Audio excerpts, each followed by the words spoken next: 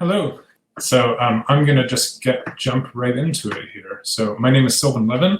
I'm on the West Coast. I know it was polling. It seems like people are overwhelmingly at 6 o'clock for most of you. It's just 4 o'clock for me.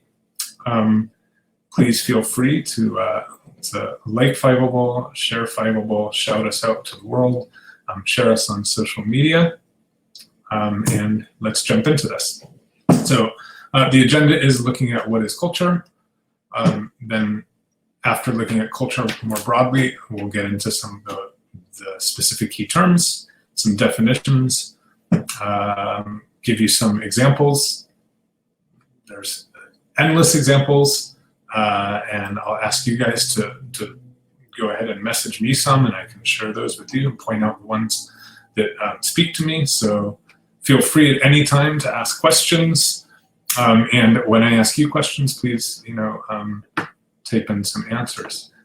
Then we'll look at some cultural patterns that exist, and we'll talk about this term cultural patterns, which can kind of have different meanings.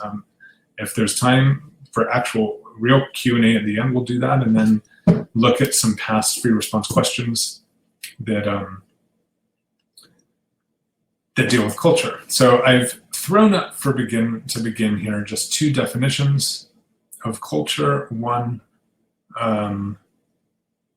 from the Deblay textbook that I think probably a lot of you use, Human Geography, People, Place, and Culture. They say that culture is a group of belief systems, norms, and values practiced by a people. And then a second one that comes straight out of the Human Geography course and exam description is that culture comprises the shared practices, technologies, attitudes, and behaviors transmitted by a society. I think culture is one of these terms that a lot of people know what it is, but they don't quite know how to define it. So I'll just kind of zero in on a couple things here that I think are important. One is that it's shared by a group of people. That's what makes something a culture, is that it's shared by a group that has a shared identity as a distinct culture. And that it's both attitudes and behaviors. So it's things we do, but it's also things we think, that we believe, how we view the world, as well as how we act in the world. It's both of those things. Some cultures identify themselves as a distinct group. And in other cases, some cultures are identified by scholars, anthropologists, geographers that would label somebody a culture. So it can be both self-identified or externally identified. It's worth noting that in some cases, cultures have evolved and grown based on the physical geography that the people inhabit, as well as the natural resources available to them. But this can also be somewhat of a controversial idea that is sometimes called environmental determinism, which suggests that a people is the way they are because of their environment, and it could not have been any other way. And some people find this to be an objectionable idea, and some prefer a term called Possibilism, which sort of says the way a group emerged, the way culture developed, really was limited by in its possibilities by what was available, but it wasn't determined by the environment. So these are kind of two different ways of looking at the conditions that gave rise to a distinct culture. Culture is constructed over time. It takes a long time for a culture to develop, and it's passed on, it's inherited, it is learned, it's not biological.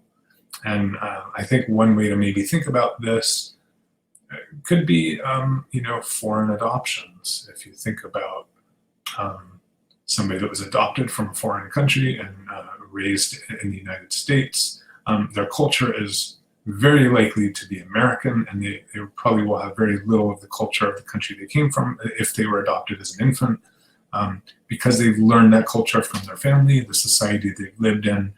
It's something you inherit through your upbringing, through existing in the world, through watching the norms around you, taking part in the customs, through education, through family, through general society. that you're in, and that differs depending on the place you're in. It is largely about meaning. So a lot of people, I think culture, and they think of things like food or clothing or music, and all these are absolutely elements of culture, but I also want to emphasize it really is also about what things mean to a particular group, and the meanings that things have or people have differ depending on somebody's cultural attitudes and their belief systems and their values. So that, what a dog means, or what a snake means, or what a particular song might mean. The meanings of things will be very different depending on a group's shared attitudes toward it, their history, their experiences. So as something that I often think about this when people get very sort of grossed out by the foods of other cultures, and because they're not something that in their own culture, has that meaning as being something we eat. It means something different. But it all depends on, again, what we have inherited. I'll just make one little comment that I find, if anyone's ever seen these books that are like dream encyclopedias that say, oh, if you dreamt about a monkey, it means this. And to me, I always found this really absurd, because there's an assumption, and whoever put the book together, that everybody's, dreaming from the same cultural framework, which obviously is not true. So these are some of the terms that I want to look at. I hope that I've made some last minute changes, so hopefully this is the order that I'll follow, but I'm going to go through, and I won't read through these, but these you can take a glance are some of the terms I'm going to go through and share some examples of these things as we keep going. And I'm assuming, because I'm not getting comments, that everybody's doing okay and can hear me and everything, so I'm going to proceed. So probably the most basic term here is just a cultural trait, which is one particular element or aspect of a culture. It might include, a custom, which would be like a commonly performed practice that people do, whether it's,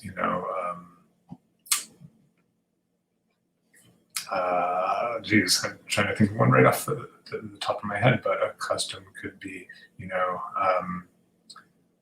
what you do when you sit down at the dinner table. And that might be different in your house, or what you do when you walk into thank you, love. Chopsticks would be certainly one cultural trait. Yeah, that's why I've used these pictures. So we've got two Korean food there in the bottom left, and some Tajik traditional food in the top right. And you see, so the actual food that people eat is certainly a cultural trait, but I've also used these pictures because they don't just show different foods, they show the different ways people eat. So a trait could be that people in one culture eat with their hands, whereas in another culture, that the meaning behind that would be, something that would be poor manners, for example. So here we see just a couple examples of some cultural traits in food, the way people eat. Thank you, love, for keeping me on track.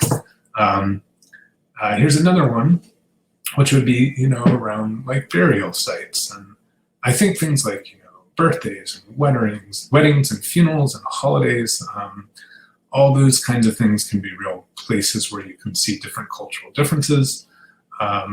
Remember my kids had a book when they were younger that was all about what people do all over the world when they lose a tooth, and all these different traditions. So, in some traditions it's the tooth fairy, and other traditions you throw your lost tooth over the roof of your house, and some traditions you bury it, and all these different things. So those are all different cultural traits. Here you can see, what is very common in the West, decorating a grave site with flowers. In the Jewish tradition, which you see on the right there, putting stones as a sign of remembrance is a common cultural trait. So just a couple examples of cultural traits that differ. I will point out that in some cases, some traits can be invented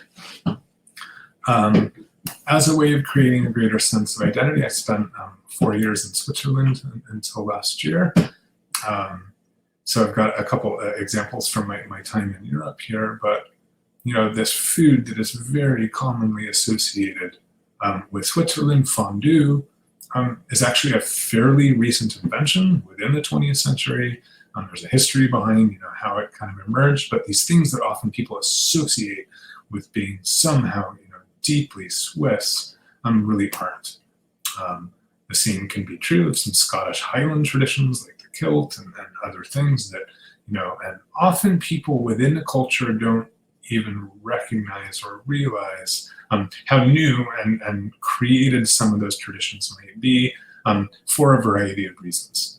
Sometimes, cultural traits emerge as a way to give people a sense of identity. I see Samuel, you're asking about Ireland and potatoes.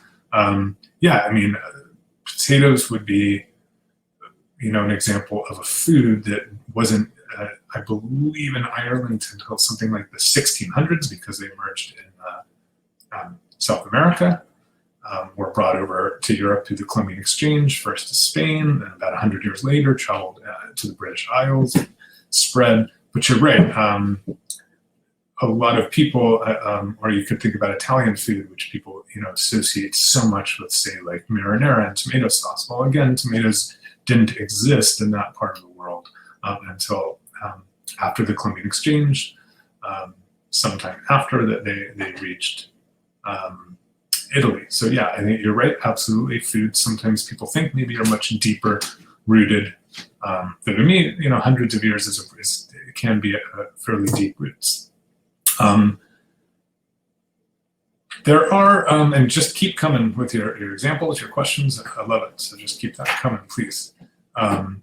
One way that you can differentiate cultural traits is some are known as material, some are known as non-material. And I wonder if I've asked, does anybody know the difference? I know it's not a one-word answer, but anybody tell me the difference between material culture and non-material culture?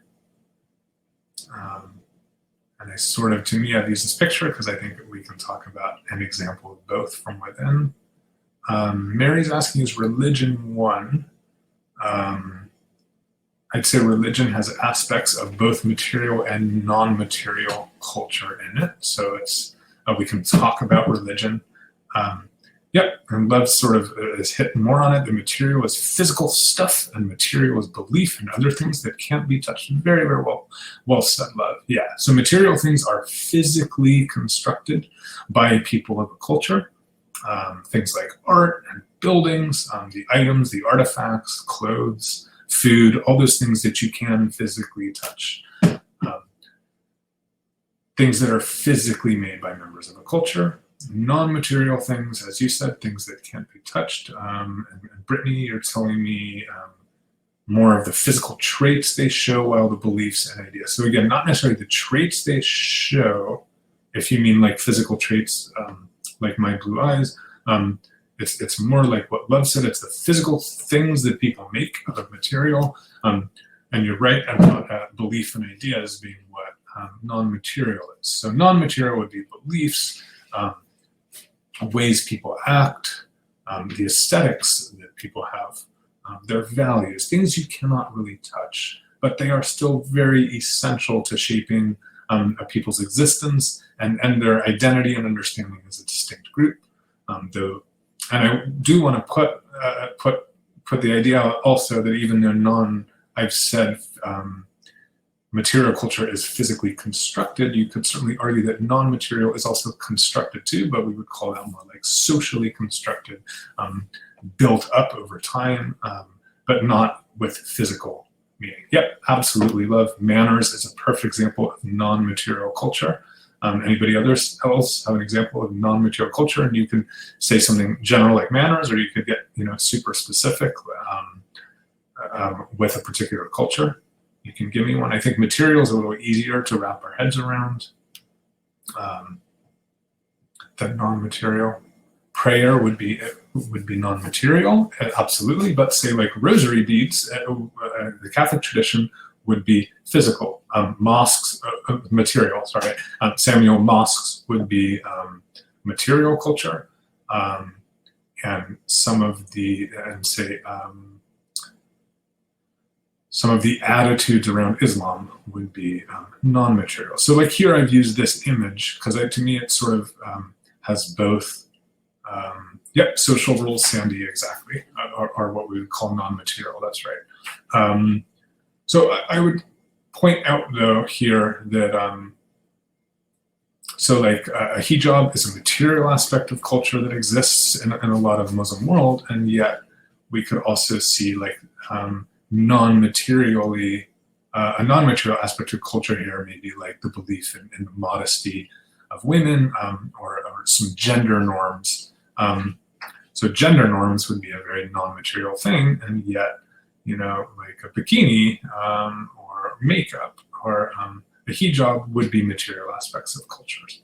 So, yeah, and like you're saying, Bailey, unsaid customs. I think that's right. We don't really realize it. So, is wearing a hijab material culture or a belief of a certain religion? So, Brittany, to answer that question, so the hijab itself is material culture, and the beliefs behind why, other than that it just develops as a culture and is learned and takes root, but like ideas about the modesty of women and the gender norms that maybe gave rise to the hijab as a cultural norm, those things are non-material. So Brittany, you can maybe give me a thumbs up if that makes sense to you. And right on. So there's lots of cultural traits, but you might have a hijab worn, for example, in a lot of different places, and not all countries or places where Islam is practiced necessarily have the exact same culture. So Bailey's asking, could political stance have to do with culture? Absolutely, absolutely. I think we certainly see, like within our country, a lot of people's political stands are very, very tied to their cultural identities. Like what we've seen, sort of like evangelical Christians tend to vote more politically conservative, things like that. So when we use the term cultural complex, then we're talking about really a unique collection of cultural traits. So it could be, for example, they use chopsticks in Korea, Japan, and China, but that does not by any stretch mean that Korea, Japan, and China have the same culture, because they might share certain cultural traits with each other, but there is an overall cultural complex, which is a unique collection of traits that make a particular culture distinct. So this is a slightly, I think, more complicated thing to kind of look at, but you might take something like a birthday party that might be a particular complex of different aspects that might look very different in different cultures, because there might be the foods that are done, the activities, the way gifts are exchanged, things like this. It might look different in different cultures, even though maybe they both celebrate a birthday party. I was reminded putting this together when I was in university. I was in an anthropology class, and our midterm assignment was to basically do anthropological fieldwork and to observe homecoming weekend on our campus, and to take field notes and then write about it and really see it as a cultural complex, which is why I've used this image, because if you take there's sporting events in all cultures, but the way they take place maybe reflects, again, I think in this picture, you see some of the gender norms that might exist around a particular culture, the way sports might be valued in a particular culture. For me, in college, seeing the way fraternities and sororities and alumni existed around that and all these things. So cultural complex really is just a particular set and combination of those traits. Okay. It's supposed to be an hour. So Sandy is asking how long it is. It's supposed to be 1 hour. So we're about a third of the way through, and I'm gonna kind of pick up my pace, because I tend to over plan, but I do think I'll get through all this. So now, of course, things are never the exact same in different places, but I will point out this term, which is called independent invention, because sometimes the same cultural trait can emerge in different places.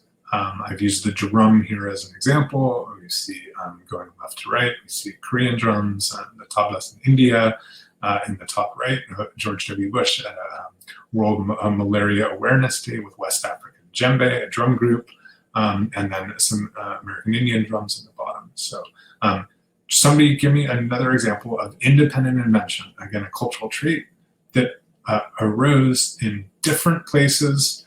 So the meaning might be slightly different in that place. It might emerge slightly different, but nevertheless arose in multiple places. Like, again, the example I used here is the drum as an example of material culture. Anybody think of another example of independent invention? I can kind of throw some out if nobody can think of one. A really common one that is talked about, because I think a lot of people don't immediately think of it. Yeah, sure, blades, absolutely. Weapons like swords, sound, absolutely. Yeah, I think dance, absolutely. I mean, even music itself. And then, yeah, moving to dance, absolutely. And, you might see Buddhism is not independent invention because it had one specific place it emerged as a very specific religion. I think maybe what you're thinking, Bailey, is that Buddhism is practiced in a lot of different places slightly different, and that's because Buddhism spread, and as it spread, it took on different elements in different places and looked a little different. You might take something like religion or burying the dead or more general elements, something Buddhism shares with other religions, maybe as independent invention. But disease isn't really cultural, so that wouldn't really work, Brittany. Diseases aren't so much a cultural thing. I was thinking that it's practiced much more away from its hearth. Right, so, and I'm gonna get to hearth in a moment, Bailey. What makes independent invention a distinct idea is that something emerges with different hearths, but the same cultural trait emerges at different cultural hearths. Of course, it's not going to be the exact same. Agriculture is the example I was going to give, which is often used as an independent invention. Or you might take like terrace agriculture.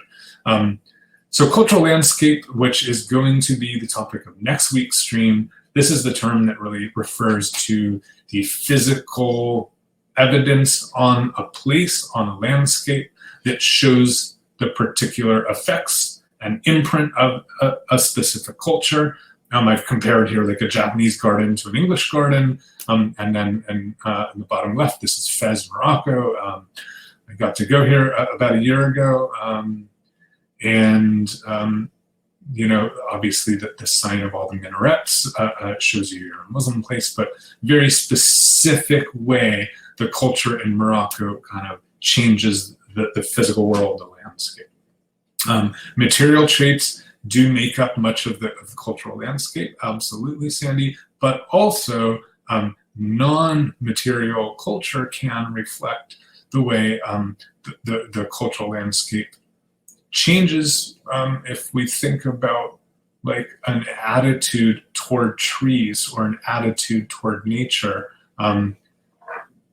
agriculture might exist very differently because of people's attitudes towards animals. You might have two cultures that farm, but the way they impact the landscape is different because of certain values or ideas they have. And you're asking, what's the difference, Lev? That's a bigger question. I think I might just push it and say, next week, maybe that's a good one to come into, because I want to kind of keep going here. But yeah, it is similar to a built environment. Cultural ecology more, is a little bit more about ideas about how culture and the environment are intertwined. But cultural landscape really is just the way, if I could show somebody that was very, very, very knowledgeable about all places in the world, I could show a picture of a place and they would be able to sort of pick out from things in the physical landscape that they see I know this is impacted by this culture, this must be in this place. So somebody had brought up the term cultural hearth. It's a very important term, which is just the place from which a culture spreads. So it's really the root place of a culture. In this case, I've given you an image which shows Hinduism spreading out to India. It's a little goofy because Hinduism didn't sort of emerge in such a large place. It probably had a much smaller place. It's hard to find the actual spot on the globe, but here we see where Hinduism spread from to these other places in yellow. This is a really great topic, cultural diffusion, and it's the topic 2 weeks from now. So I encourage you to check that out. because there's a huge topic over, as it's really where like migration and culture overlap quite a bit too. Yep, Hinduism, I mean, yeah, Sandy, so now we're getting into kind of AP world stuff, and we're, I even questioned using this as an example because Hinduism's roots are kind of debatable, and Hinduism, you know, really, before we kind of give it a name as an ism, you know, there are roots of Hinduism probably that migrated into India and probably merged with some of the indigenous traditions around the Indus River, with the migrants that came in. So yeah, probably sort of what we call like pre-Hinduism, you're right, probably was emerging along the Indus River, which is today in Pakistan, though culturally it's often referred to as India because that distinction between India and Pakistan is only about 70 years old because of colonialism and the partition, which is all political geography I'm not going to get into. Anybody know the cultural hearth of the game of cricket? Maybe there's kind of a clue in here, and again, using this as an example where political geography and cultural geography maybe overlap. But cricket is a game. It did not originate in India, but Samuel, it is wildly popular in India and not Africa. So I love it. Oh, everybody's throwing out guesses. Yeah, so it did originate in England, Mary. You said the UK, love. But you know, people saying Africa, Pakistan, India, those are places where it is wildly popular today, in places the British colonized and brought this with them. So nope, and Sam, also popular in Australia, but it originated in England. Cricket, Howie, I'm talking about the game of cricket, which is a sport that has spread around the world thanks to British colonialism. This is called Fasnacht. I got to see several of these celebrations in Switzerland. This is in Luzern. And this is like their carnival celebration that happens. And I just thought I would use an example here, like the physical masks that they create would be material culture, and an example of non-material culture would be something I learned, which is like, oh, they don't take flash photography because some of these processions happen at night. And that's just kind of a no-no. Me as somebody not of that culture, I didn't really know that. So, you know, all the ideas behind this. Yep, kind of a taboo, love. Good to throw that in. Yeah, I don't know that anyone was like gonna, you know, punish me harshly, but yeah, sort of it was sort of a taboo to do that.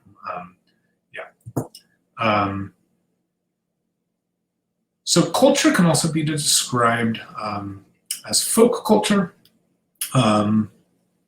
or popular culture. And again, for those that use the H.J. Debye book,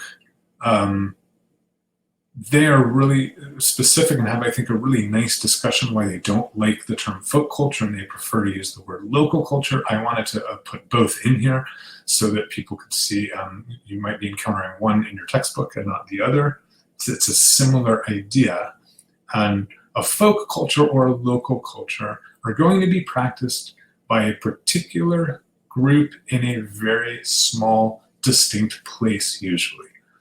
Folk culture generally tends to be practiced by a group that is much more homogeneous or homogenous, depending on the pronunciation you prefer. Like the Amish, somebody said, yep, exactly. The Amish would have a folk culture. And the other thing we could say that makes folk or local cultures different is they tend to change very, very slowly. Yes, Bailey, all culture is passed on through the generations, but I think you're onto something. That's definitely how folk culture or local culture survives. And, you know, for most of history, we have not had the amount of movement and exchange with the ease and speed which we do today. So if you take a small group, practice generally in rural areas where they're not encountering a lot of different peoples, folk culture tends to be very static, staying the same, changing very, very, very slowly over a long period of time. So that, for example, the music um, the songs that are being sung are going to have been passed down.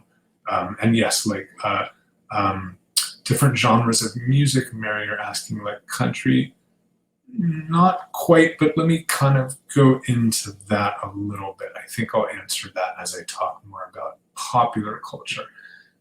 In some ways, I mean, music is a hard thing to talk about because it evolves and has evolved largely because of cultural mixing. So like country music could be said to kind of reflect African elements coming in with European elements coming in, and then did sort of emerge as something new in the South. I didn't watch the Ken Burns thing, so I don't really know a heck of a lot about the history of country music. But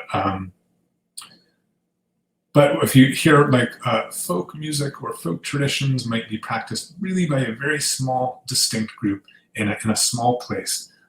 Popular culture is something practiced by many people in many places. It tends, so what we call by a heterogeneous population.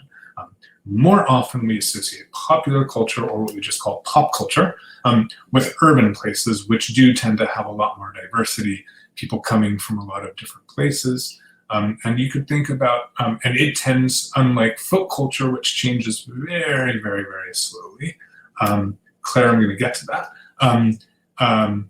Pop culture tends to change much, much more rapidly, especially in this crazy time we are living in. It's almost hard to talk about all of this in a world as connected and globalized and changing with the speed that we live in today. It almost can be hard to wrap our head around some of these kind of more pure ideas like folk culture. Folk culture absolutely can become popular culture. And I guess I can use an example of like yoga, which, you know, obviously has a much, much smaller root in India, rooted in Hinduism, as something that has at this point become worldwide. Even we could take something, you know, like rap music that, you know, started as part of like an urban African-American folk tradition that obviously now has become global. Foods can be absolutely begin as very, very folk traditions and then go global. I think anybody that shops at Trader Joe's can see how they take these things that, you know, at one time were much, were you know, a very specific food in one place that just exploded. And I often think that when I was a kid, you know, restaurants, if we talk about like ethnic food, you know, it was kind of like you could go to Italian, you could go to Chinese, or you could go to Mexican. And now, you know, there's some more Thai restaurants or Japanese restaurants in my town than there are Chinese restaurants. Certainly, I kind of remember when those things just sort of appeared. So these are examples where things do really become much more a part of the popular shared culture. You can think about Korea, I think, is having a real moment right now. It's not brand new, but with the rise of K-pop, that's why I've used this picture here. And you know, cinema and cosmetics and all these things about Korea, which really are becoming global. Often popular culture is driven by a lot of power, economic power, cultural power. I would say technology, Ali, is more like an avenue by which culture is shared and spread, though technology can be, you know, is a part of culture, different technologies. But not sure how we could see like the computer as a particular part of a folk culture that arose somewhere necessarily, if that's what you meant. Anything else I want to say? I was thinking about Gaga. Anybody play Gaga? This is like an Israeli form of dodgeball that I see some excitement. In the 4 years like I was away, came back to my town here in California, and Gaga has just like exploded. All the elementary schools have Gaga pits. So this would be an example of something that started very, very local in Israel. It was really a game. I don't know the roots of it behind that, but you know, now it's really becoming more globally popular. So I've said that folk cultures tend to be things you find in rural places. I'll just point this out very quickly and then move on, which, you know, this kind of relates to migration and diffusion. Again, diffusion will be stream coming up in 2 weeks, all about diffusion. unless I'm mixing, yeah, I think it's all about diffusion in 2 weeks. But you do see like what we call ethnic enclaves where particular migrant groups settled, and then you can see very distinct local cultures within an urban setting, which is not normally how we think about folk cultures. And this is Chinatown in San Francisco here, but if you've ever been into a Chinatown or like a, you know, especially if you live in a very big city into an ethnic enclave, you can see where the foods are very different that are being served. The things they sell in the stores are very different because they're serving people really of a culture that's existed for a much longer time. Now, with that said, of course, immigrants do adopt elements of the dominant culture where they go, and I'll talk about that here in a minute. Globalization is a massive topic. I just kind of want to bring it in here. And we think of it a lot as kind of economically us coming together, but it's also culture coming together. And this, you know, one of the questions that comes up around culture and globalization is kind of, is it homogenizing culture around the world? Are we all kind of adopting similar things? And popular culture is becoming really global in ways it never could before. We see this with like the rise of English. Here I've got, you know, a picture of KFC in China as an example, but I'll point out, you know, there's Pollo Campero, which is a Guatemalan fried chicken chain, which is beginning to spread in the United States. I notice my wife's family is Salvadorian, and that, you know, it used to be like if anybody was coming to visit from Central America on the airplanes, the plane would often smell like fried chicken because people were bringing Pollo Campero to share with their families. And now we see it spreading around the US, so that, you know, the power dynamics behind cultural exchange are changing as the world globalizes. It isn't only you know, the most powerful pushing culture. Somebody had asked, I think, if folk culture could become local culture. Yeah, you asked that, Claire. And we see this, how sometimes elements that are brought by less powerful groups maybe are adopted and becoming more mainstream. As we interact with people of different cultures, there's sort of different approaches or responses to cultural difference. And I just want to raise these two, sometimes seen as opposite things. This image on the left, this is America, speak English, maybe represents something of an ethnocentric view. And ethnocentrism is really where somebody looks at cultural difference, maybe they find it threatening, but the main thing about ethnocentrism is you view another's cultural ideas or behavior, what they're doing or how they're acting through your own lens, your own cultural lens. Whereas cultural relativism really recognizes that if I'm looking at somebody from another culture doing something, it doesn't make sense for me to judge them through my own cultural lens. It makes more sense to judge them through their own cultural lens. So it recognizes that there's differences, there's not necessarily better or worse. Ethnocentrism could be seen as I would say discrimination alley is like how you act, whereas ethnocentrism is more of an attitude. So I think you're right in that ethnocentric attitudes could lead to forms of discrimination, like, say, English-only laws, for example, as opposed to maybe seeing somebody speaking another language as an acceptable way to be from their cultural framework. This is something, you know, this is a different mode, of course, than a classroom where we could have a really rowdy discussion about this, because these are, I think, pretty complex topics. But I think it is worth seeing this kind of two ways of that people often adapt, or I should say maybe responds to cultural difference. Other responses that people have to sort of popular culture or point out, there are things called subcultures. There's also what we would call countercultures.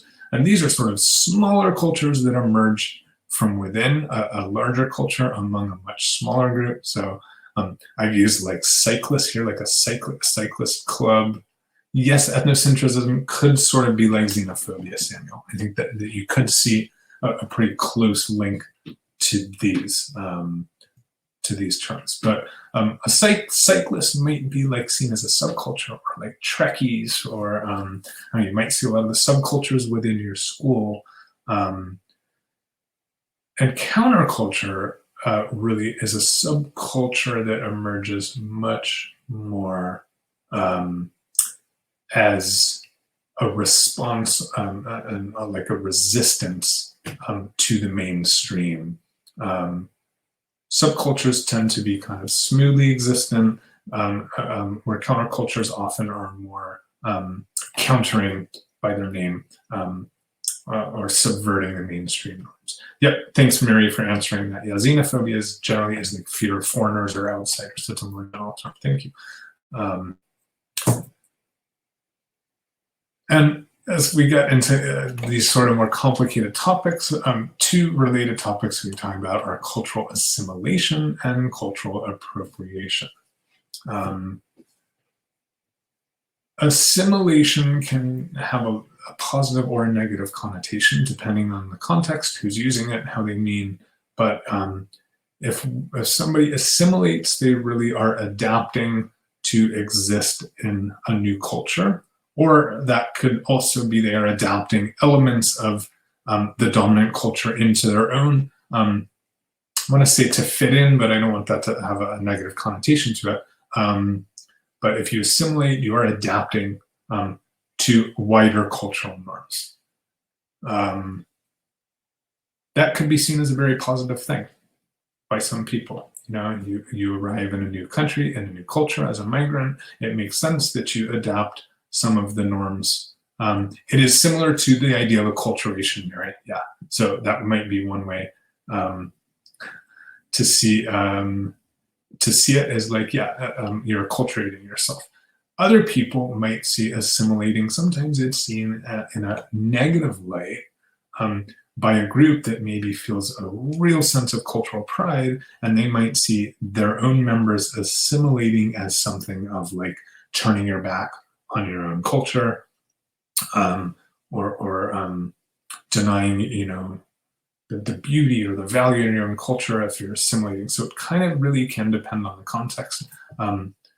But yeah, that's, I mean, that how you write acculturation, just adapting a specific characteristic from another culture, adopting as opposed to adapting. Yeah.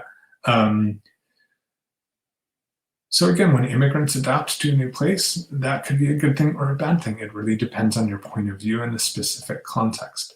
Appropriation is quite different because when something is culturally appropriated, and this obviously is a hot term recently, some people would call this a form of colonialism because it is so wrapped up in power and it is not an equal exchange. When you have cultural appropriation, it's a more powerful dominant culture taking an element of usually a minority or a weaker or a smaller, we might even say folk culture, stripping it of its meaning, of its context, and taking it for themselves and making it into something different. The idea of meditation and yoga and a lot of Eastern religion, you could make this argument. I like yoga. I like doing yoga. I think there's a lot of value in it, but you could certainly make the argument that as practiced in the West by many people, yoga has been stripped of, the Hindu roots and its original meaning. So it's really that taking away of meaning and context that makes something appropriation. And when it's done by somebody, usually in a position of more power. Often cultural barriers emerge as a way to resist assimilation and to prevent cultural change, to keep out outside influences. Sometimes even the rise of popular culture can make this more strong. And can anybody, I'll keep talking, but if somebody could think of an example of a group that maybe feels like they have a need to cling even tighter to their culture because of influences they see going on. But there's all kinds of examples. I give you one of my favorites as an example that I don't necessarily think that's something I'm happy to talk about, but it was before I lived in Switzerland, but many, many years ago. The Swiss people had on the ballot, and they voted to ban the construction of minarets. So you are not allowed to build a minaret, which is these towers that are attached to mosques, in Switzerland is not allowed. Yep, I see Amish. Definitely the Amish have tried really, really hard. I've used this picture here. Yeah, to keep out outside influences. They try very hard. I'm not sure, Diane, quite what you mean by Christian, but a lot of people talk about the rise of fundamentalism, whether it's fundamental Christianity or fundamental Islam, as being a response to kind of the rise of popular culture and people really clinging more tightly to ideas to resist maybe their children losing an emphasis on Christian traditions. You also see it in places where maybe there's a large minority, like in Spain, where the Catalonians are feeling a real sense of cultural identity based on their language. Sometimes this can relate to a rise of nationalism, so we see an overlap with political and cultural geography again. The village where I lived in Switzerland, known as the Hasselberg, they have very specific rules on how you could build. Our school built a new library, and we had to follow very specific rules because I had to match like the roof line in the village because they wanted the village to have a very particular look and an aesthetic, and that was important to them. Okay, I'm going to move on here because I've got some more to go through. Here, I think it's a pretty blatant example of cultural appropriation, which often gets used when the topic is brought up, is people, wearing, as costumes, the traditional dress of other peoples, or blackface, or these things. And, just to go back for a moment, it is interesting how in some cases, some elements of counterculture can become popular culture and can be appropriated as well, again, without their real meaning. And sometimes assimilation can be forced. We see this on a lot of indigenous peoples. The most famous example in the United States is the Carlisle Indian School. I have a quote here I'll read from the founder, Richard Pratt, who said, "A great general has said that the only good Indian is a dead one. In a sense, I agree with the sentiment, but only in this, that all the Indian there is in the race should be dead. Kill the Indian in him and save the man." So these were schools where American Indians were forced to cut their hair, as you see in the image, forced to not speak their traditional languages, forced to not wear traditional clothing. Australia had similar things happen. These people are known as the Stolen Generations for about 100 years. You guys are home with a lot of time on your hands, so I highly recommend a movie called Rabbit Proof Fence, which is about some children that were members of the Stolen Generation, that Australian, right on, I haven't seen Anne with an E, Mary, but they go into the Indian boarding schools. Yeah, so that's a great example of forced assimilation and how you can see how when you're forced to assimilate, one of the responses to that is kind of a pushback and a clinging more tightly to somebody's culture. And some local cultures end up being strengthened through forced assimilation because the long-term response is kind of a grabbing more tightly to their own image. In 2008, the Australian Prime Minister apologized, so I think that's worth pointing out. Another thing that can happen with culture is it can be commodified. Something is turned into a commodity to be bought and sold, something that wasn't traditionally seen as a sellable or buyable product. I've used the Swiss cowbells here, which all over Switzerland you can buy cowbells, which now have gone from having a specific meaning and purpose, so that people could share mountainsides with their herds and be able to find the cows that belong to their herds, and now has become just like a touristy trinket. With moving to a different country, be a forced assimilation because they have to die. No, sorry. When I use the term forced assimilation, we're talking about government programs that really said, you cannot do that, you must live this way. Hijabs with playful designs is more, I would say, like just cultural, I don't know if that's a rise of pop culture, but you are seeing just it evolve maybe as gender norms slightly change, as people from Muslim culture, Muslim countries encounter, more of the world. They might incorporate different things. And you could, material can be commodified, also behaviors like competition. Now, of course, some people commodify their own culture, and sometimes culture is appropriated for commodification. So again, depending on the context, whether this is just okay or whether it's a problem really depends on the person doing it, the member of the culture, things. So again, I think if the meaning is maintained, but often when something is commodified, the meaning is stripped. So just want to, this is a place about a little more than an hour from where I live, which is it's an old Danish, has a Danish immigrant history, and now it's just like people go there to take pictures because it's cute, and you can buy Danish goodies and things like that. So it's, anyway, always it's a fun example for me to talk about when in my classroom. And tourism is another way we see culture commodified. And we can ask, does this protect the culture? Does it diminish the culture? Here we see the Maasai of Tanzania and Kenya. And I'm not going to answer these questions. I just like raising them. Unfortunately, we don't have a classroom environment to have a rich discussion. But is there a difference between sharing one's culture, commodifying it, and who gets to decide when it's appropriate and when it is appropriation? And I want to answer those questions, so I'll just leave those out there. But just to point out, sometimes people commodify their own culture, and sometimes somebody else comes in and commodifies it. Religious missions is more, I would say, a form of cultural diffusion, trying to spread one's culture as much as it is turning it into like a commodity. Now, cultural patterns, this term can really be similar to cultural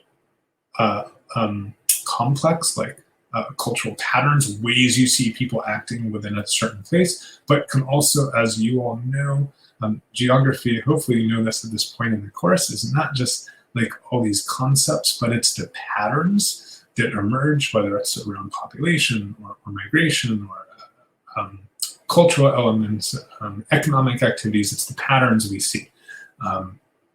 So I want to talk a bit about cultural patterns. I'm going to fly through this part because, again, there is a stream coming up on language and religion. But just to point out, the patterns of culture we see in the world reflect history. Often they reflect conquest, and they can reflect migration. So here, this is a language map, so you can see like all the places where Indo-European languages spread, for example, and different early migrations of language, and some of that is pre-conquest and some of that is post-conquest. But you see a lot of patterns around culture. And just to remember, as I'm sure you learned in this class, you have to look at things at various scales. So whereas this is a world map, now we can zoom in onto Nigeria and you see, oh, if we look at Nigeria at this scale, the language can look quite different. And the same would be true of religion. Here we see, where religion can reflect history, migration, conquest. Christianity and Islam both are spread far and wide from their cultural hearths. Buddhism has spread quite widely from its cultural hearth and lots of history there. But again, you'd have to zoom in. This would tell you, the United States is a Protestant country. But if you zoom in again, you can see there are differences at a smaller scale. So always necessary to understand things at various scales. Some of these patterns, it's important to point out, do not correspond with political boundaries. Here we see like an ethno-linguistic map of the country that was Yugoslavia and the Balkans. You can see partially by looking at this map, I would like to think everybody could get along with all types of people, but you could see why maybe the idea of Yugoslavia as a country did not make sense. And in this case, in the 1990s, when a Serb nationalist took power, that was really hard for the groups that didn't culturally feel Serbian. We see similar things going on in Syria and Iraq, these sites of conflict where the political boundaries really don't reflect all the many, many cultural patterns that go on. Absolutely love, this is all, anybody that's taken AP World certainly knows about, all the artificial boundaries that were drawn to colonialism. And just point out that you've also got cultural minorities sometimes that suffer quite a bit. You wouldn't know this if you looked at, maybe China as a whole, on a national scale, but if the Xinjiang province in the Northwest, which was until recently a majority Uyghur region, Han migration is changing that. And they suffer a lot of discrimination. So cultural minorities are just something I want to acknowledge and point out. And sorry, I know I picked up my pace. And I was going to open this question. I've been answering them throughout. It's been great that you guys have been asking questions. And I'll just point out, if no one's answering questions, my last slides are just going to be 3 past FRQs that deal with culture. So I will just put them up one by one so anybody watching this after the fact can just see those. Though I won't be discussing them, and I'll just point out 2 things before I finish, and if there are any questions coming in. One is that we still don't know what the format of the exam will be. We do know it will be free response this year. These are all past free response that did not reflect the new changes, which would have been 3 7-part questions in the free response.